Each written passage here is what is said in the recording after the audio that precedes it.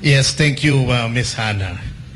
Actually, I was surprised doon sa naging reaksyon ng Pangulo because the questions, first of all, were directed against his Secretary of the Interior and Local Government, si Secretary Abalos.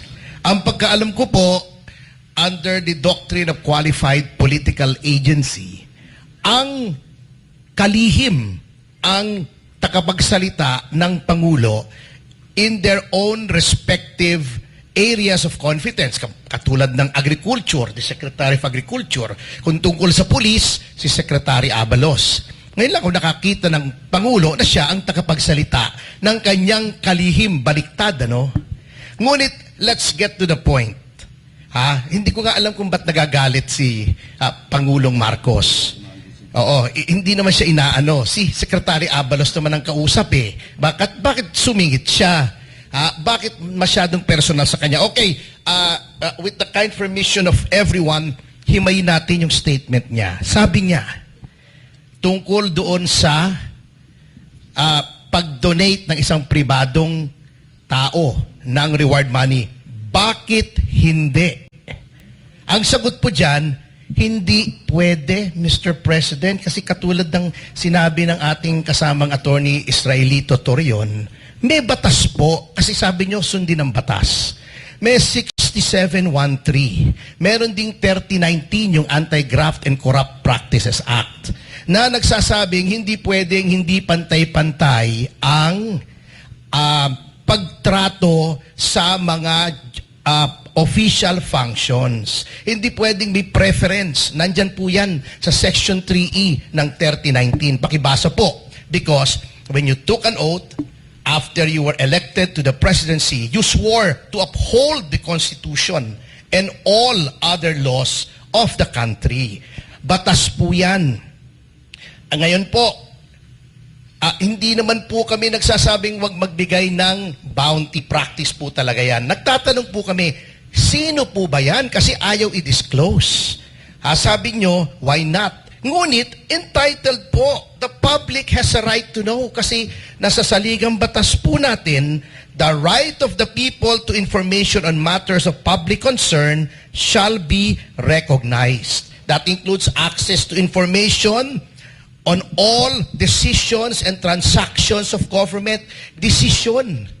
Bakit nagdesisyon ang Secretary of the Interior at sanction nyo pa, konsentido nyo pa na tumanggap ng pribadong pera? Hindi po ba merong intelligence fund ang gobyerno para magbigay ng pabuya? Nasaan? Anong nangyari doon sa intelligence fund? Alam nyo, Mr. President, there is also such a concept as equal protection. Noon pong Mayo, nagpartihan ng yung mga tipsters ng information money, 11 po sa kanila, nagparti lamang 1.9 million. That's an average of less than 200,000 per person. Huwag nating sabihin na minor crimes yun kasi ang mga tipsters po nagbigay din ng information on rape, murder, mga heinous crimes din. Noon pong a few months back, nagbigay ng pabuya. Meron pong isang MILF commander, ang pangalan, si Commander Wahab Gara. Siya po at ang kanyang mga followers ay lumusob sa 2 baryo sa Mindanao. 25 tao ang namatay, including 1 soldier and 1 policeman who responded to the attack. Magkano po ang bounty doon kay Commander Gara? 1.3 million lamang. Yun pong mga kaibigan ko sa media, nagsasabi, ang dami-daming pinapatay na media men. Magkano ang ino-offer na reward ninyo? 200,000, 300,000, buhay po ito. May pinatay ba si Pastor Kibuloy? Are these crimes, even assuming na may probable cause, are they violent crimes? Bakit 10 milyon?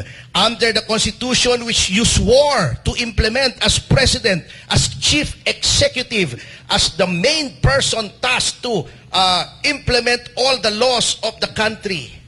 Equal protection, every person similarly situated should be treated in the same manner. Bakit yung pumatay ng 25 tao, 1.3? Bakit ito po walang pinatay? 10 milyon. 10 milyon. Pribado pa.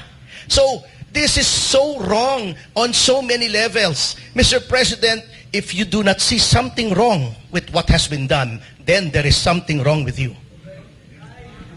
Thank you very